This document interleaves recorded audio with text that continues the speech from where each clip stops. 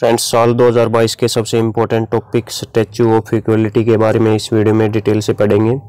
आपने ये भी टॉपिक पहले से कर लिया होगा तो एमसीक्यूज का आप आंसर देते जाइएगा कमेंट्स में। पहले आप जीके के इम्पोर्टेंट क्वेश्चन का आंसर जरूर लिख के दीजिएगा कि जो अद्वैतवाद की जो परंपरा है वो इसकी शुरुआत किसने की थी, अद्वैतवाद की।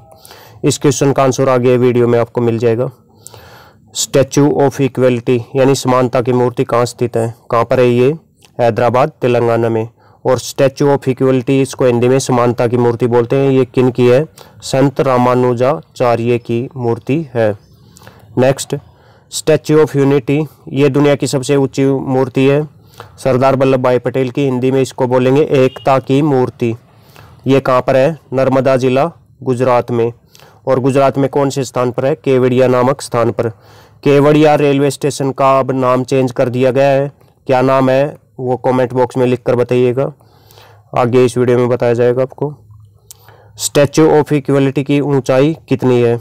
स्टैच्यू ऑफ इक्वलिटी यानी समानता की मूर्ति, इसकी ऊंचाई कितनी है? 66 मीटर। और 182 मीटर किसकी ऊंचाई है? दुनिया की सबसे ऊंची मूर्ति कौन सी है? वो स्टैच्यू ऑफ यूनिटी, उसकी ऊंचाई है 182 मीटर। और 93 मीटर ऊंचाई किसकी है? स्टैच्यू ऑफ जो लिबर्टी है, स्टैच्यू ऑफ लिबर्टी की किस देश में है? अमेरिका में। सबसे प्रसिद्ध मूर्ति है ये। ऊंचाई में तो ज़्यादा नहीं है लेकिन सबसे ज़्यादा पॉपुलर है, सबसे ज़्यादा पर्यटक यहीं पर जाते हैं, स्टैच्यू ऑफ लिबर्टी में। आज़ादी की मूर्ति हिंदी में इसको बोलेंगे। नेक्स्ट, स्टैच्यू ऑफ लिबर्टी ये कहाँ पर है? तो इसका सही आंसर रहेगा न्यूयॉर्क, यूएसए, संयुक्त राज्य अमेरिका में है स्टैच्यू ऑफ लिबर्टी यानी आज़ादी की मूर्ति। ये किसने? फ्रांस ने उपहार में दी थी। किस देश को? अमेरिका को। नेक्स्ट, स्टैच्यू ऑफ यूनिटी की ऊंचाई कितनी है? तो स्टैच्यू ऑफ यूनिटी की ऊंचाई है, ऑप्शन बी सही रहेगा, 182 मीटर यानी 597 फीट। तो हर एक की फीट में बता रखी है, फीट में भी और मीटर में भी, हर एक इम्पोर्टेंट मूर्ति की। 3.28 से इसको गुणा कर देंगे मीटर को तो फिट आ जाएगा।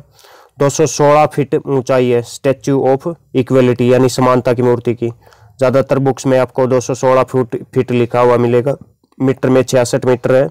इसको 3.28 से गुणा करेंगे तो 216 फीट आ जाएगा। और अन्य जो मूर्तियां हैं उनकी भी 182 मीटर किसकी हाइट है? स्टैच्यू ऑफ यूनिटी की। ये सभी की 305 फीट किसकी हाइट है? Statue of liberty, America, New York में जो स्थित है। Next person, Kevadia railway station का नया नाम क्या कर दिया गया है? तो हाल फिलहाल में जनवरी 2022 में केवड़िया रेलवे स्टेशन का नाम बदल दिया गया है। और केवड़िया जगह पर कौन सी है? एकता की मूर्ति, तो इसको एकता नगर रेलवे स्टेशन नाम दे दिया गया है ताकि जो पर्यटक हैं उनको कन्फ्यूजन न हो पर्यटन में, वहाँ पर पहुँचने में। और ये किन की मूर्ति है? Statue of unity, Sardar Vallabh भाई पटेल जी की मूर्ति है। नेक्स्ट, दुनिया की सबसे ऊंची मूर्ति है स्टैच्यू ऑफ यूनिटी कहाँ पर है? तो इसका एग्जैक्ट जो लोकेशन है वो है केवड़िया, नर्मदा जिला, गुजरात। गुजरात के नर्मदा जिले में ये स्थित है। और स्टैच्यू ऑफ यूनिटी को हिंदी में क्या बोलते हैं? एकता की मूर्ति। इसी कारण से केवड़िया को एकता नगर बोल दिया गया है, वहाँ के रेलवे स्टेशन में लिख दिया गया है, एकता नगर रेलवे स्टेशन उसका नाम कर दिया गया है। स्टैच्यू ऑफ इक्वलिटी ये किन की मूर्ति है? 4 ऑप्शंस दिए गए हैं, आप भी कोशिश कीजिएगा इनका आंसर करने की। ऑप्शन सी इसका करेक्ट है, संत रामानुजाचार्य। स्टैच्यू ऑफ इक्वलिटी यानी समानता की मूर्ति इन्हीं की है। और इनके बारे में आगे डिटेल से पढ़ेंगे। एकता की मूर्ति किन की है? जो स्टैच्यू ऑफ यूनिटी है वो किन की है? सरदार वल्लभ भाई पटेल जी की। ऑप्शन ए इसका, ये ही ऑप्शन थे इसके 90% के भी। रामानुजाचार्य का जन्म किस राज्य में हुआ? संत रामानुजाचार्य का जन्म किस राज्य में हुआ? तो इनकी मूर्ति तो बनी है तेलंगाना राज्य में, तेलंगाना राज्य के हैदराबाद में बनी है। लेकिन इनका जन्म किस राज्य में हुआ था? तमिलनाडु राज्य में हुआ था। और श्री पेरमटूर वो जगह है जहाँ पर इनका जन्म हुआ था संत रामानुजाचार्य का। वैष्णव भगत थे ये। रामानुजाचार्य का जन्म के समय नाम क्या था? यानी इनका बचपन का नाम क्या था? शुरुआत में इनका नाम रखा गया था, इनके माता पिता ने इनका लक्ष्मण नाम रखा था, लेकिन बाद में इनका नाम रख दिया गया रामानुजाचार्य। सिद्धार्थ किन के बचपन का नाम था? गौतम बुद्ध का, महात्मा बुद्ध का बचपन का नाम था सिद्धार्थ। और वर्धमान किन का बचपन का नाम था? महावीर स्वामी का बचपन का नाम था। और नरेंद्र बालक नरेंद्र किनका बचपन का नाम था? नरेंद्र नाथ दत्त इनका पूरा नाम था बचपन में। ये थे स्वामी विवेकानंद। स्वामी विवेकानंद, इनको खेतड़ी के महाराज ने उपाधि दी थी विवेकानंद की, तब ये विवेकानंद बन गए थे। लेकिन इनका वास्तविक नाम क्या था? नरेंद्र नाथ दत्त, और बचपन में इनको नरेंद्र कह के बुलाते थे, स्वामी विवेकानंद जी को। वर्तमान दुनिया की सबसे ऊंची मूर्ति कौन सी है? दुनिया में सभी मूर्तियों का कंपैरिजन यदि किया जाए तो सबसे ऊंची मूर्ति कौन सी होगी? उनमें स्टैच्यू ऑफ यूनिटी, एकता की मूर्ति, जो सरदार वल्लभ भाई पटेल जी की है। नेक्स्ट, स्टैच्यू ऑफ इक्वलिटी का अनावरण कब किया गया? तो 5 फरवरी 2022 की वो डेट थी, तब इसका अनावरण कर दिया गया था प्रधानमंत्री नरेंद्र मोदी ने। कहाँ पर? हैदराबाद में। और 31 अक्टूबर 2018 को कौन सी मूर्ति का अनावरण किया गया था? वो मूर्ति थी स्टैच्यू ऑफ यूनिटी, दुनिया की सबसे ऊंची मूर्ति, सरदार वल्लभ भाई पटेल की, गुजरात में। समानता की मूर्ति का अनावरण 5 फरवरी 2022 को किसने किया था? तो प्रधानमंत्री नरेंद्र मोदी जी ने इसका अनावरण किया था 5 फरवरी की तारीख को इसी साल 2022 में। और भगवंत मान, ये पंजाब के मुख्यमंत्री, अभी अभी शपथ ली है इन्होंने पंजाब के नए मुख्यमंत्री के रूप में। राष्ट्रपति फिलहाल कौन है? कमेंट्स बॉक्स में लिखकर बताइएगा। नेक्स्ट है वैष्णव संत। ये किस वैष्णव परंपरा के भगत थे? ये भक्ति आंदोलन में, इन्होंने भक्ति आंदोलन के प्रणेता थे ये 11वीं सदी में। वैष्णव संत रामानुजाचार्य ने किस सदी में समानता के लिए कार्य किया था? कौन सी सदी में? 11वीं सदी में समानता के लिए कार्य किया था। इनका जन्म कब हुआ था? रामानुजाचार्य का जन्म कब हुआ था? 1017 ईस्वी में। नेक्स्ट, रामानुजाचार्य कितने वर्षों तक धरती पर रहे थे? तो ये रहे थे 120 वर्षों तक। और जो गर्भगृह में अलग से स्टैचू है एक गर्भगृह में, जिसकी पूजा की जाती है डेली, तो उसका गोल्ड है, उसका कितने सोने से बनाई गई है? वो 120 kg से, 120 किलोग्राम सोने से बनाई गई है, क्योंकि वो 120 साल तक ही धरती पर रहे थे इसी कारण से। स्टैच्यू ऑफ इक्वलिटी किस धातु की बनी है? तो ये बनी है पंचलोहा धातु से, लेकिन इसमें लोहा नहीं है। 5 धातुओं में कौन कौन सी धातुएं हैं? आयरन नहीं है इसमें, लोहा नहीं है, सोना, चांदी, तांबा, पित्तल और जस्ता, इन पंचलोहा धातुओं से ये बनी है। और गर्भगृह में पूजन के लिए सोने की एक मूर्ति है जो 120 किलोग्राम की है। 120 किलोग्राम क्यों रहा है? क्योंकि इनका जीवन काल 120 वर्ष ही रहा था, संत रामानुजाचार्य का। स्टैच्यू ऑफ इक्वलिटी के आधार भवन को क्या बोला गया है? इसको भद्र वेदी। इसकी ऊंचाई कितनी है? कुल 54 फीट इसकी ऊंचाई है, यानी 216 फीट में ये 54 फीट भी जुड़ता है। ये आधार भद्र वेदी की ऊंचाई भी जुड़ती है, तो आधार भवन को भद्र वेदी बोला गया है। ये पॉइंट भी बहुत ही इंपॉर्टेंट है, क्वेश्चन बनता है इससे। दुनिया की दूसरी सबसे बड़ी बैठी हुई मूर्ति कौन सी है? तो अभी जिस मूर्ति की बात हो रही है वो दुनिया की दूसरी सबसे बड़ी बैठी हुई मूर्ति है। इसका नाम क्या है? स्टैच्यू ऑफ इक्वलिटी, यानी समानता की मूर्ति। और सबसे बड़ी स्टैच्यू लॉर्ड ग्रेट बुद्धा, ये वाली है, ये बैठी हुई मूर्ति है, लेकिन दुनिया की सबसे बड़ी मूर्ति है। किस देश में है? थाईलैंड देश में है। नेक्स्ट, दुनिया की सबसे ऊंची बैठी हुई मूर्ति किस देश में है और किस भगवान की है? तो किस देश में है? थाईलैंड देश में है, और भगवान बुद्ध की है, भगवान बुद्ध की वो मूर्ति है। इसका नाम क्या है? बुद्धा स्टैचू या स्टैचू ग्रेट बुद्धा, ये दो नामों से इसको बोल सकते हैं। और ये किस देश में है? थाईलैंड देश में। थाईलैंड देश की राजधानी का नाम बैंकॉक है। सबसे ऊंची बैठी हुई मूर्ति है ये दुनिया की।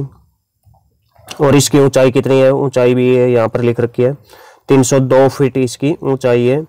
और मीटर में यदि काउंट करें तो 92 मीटर इसकी ऊंचाई है, जबकि उसकी ऊंचाई जो इंडिया में बनी है दूसरी सबसे 66 मीटर उसकी ऊंचाई है।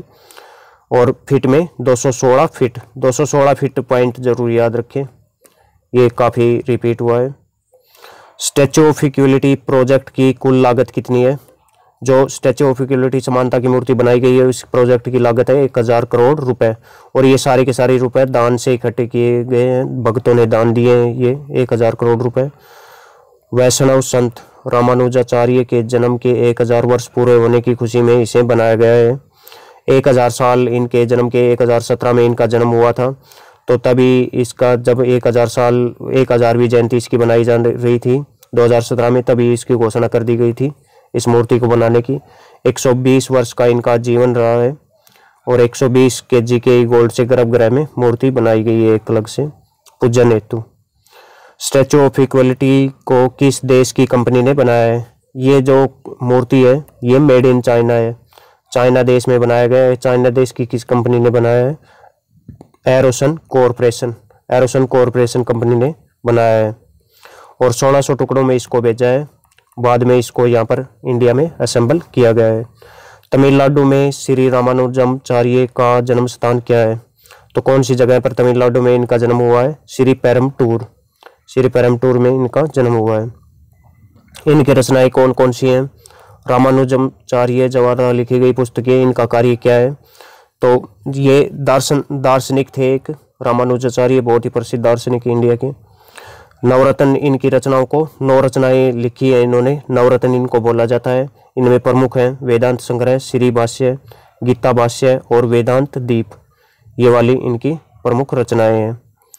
और ये बहुत ही इंपॉर्टेंट पॉइंट आ गया है इस वीडियो का, ओल्ड जीके के बहुत ही फेमस क्वेश्चन हैं ये। अद्वैतवाद के प्रतिपादक कौन है? वीडियो की शुरुआत में आपसे पूछा था, इसके प्रवर्तक कौन है? अद्वैतवाद के सूत्रधार कौन है? यह आदि शंकराचार्य को अद्वैतवाद का प्रतिपादक माना जाता है।